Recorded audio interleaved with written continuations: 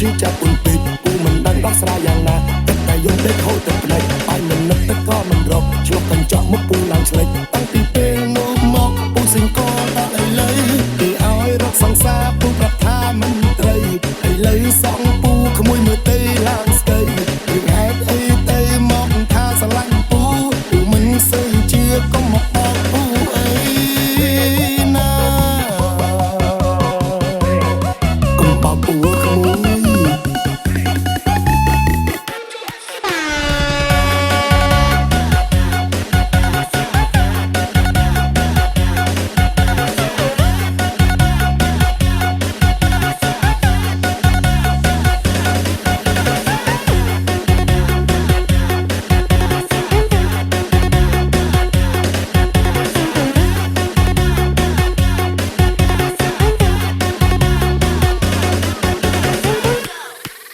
ចង់ហើយបើស្រឡាញ់ពូ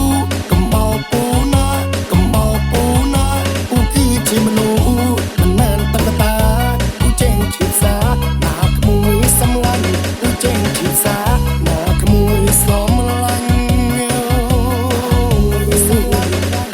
កាលពីក្មេងគេបោកពូម្ដងពូសល់មកឈឺចាប់ពុនពេកពូមិនដឹងដោះស្រាយយ៉ាងណា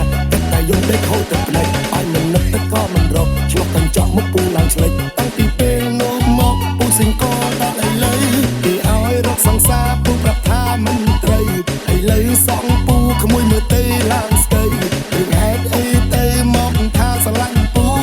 មិនសូវជឿកុំមកបោកពូអីណាកុំបោកពូ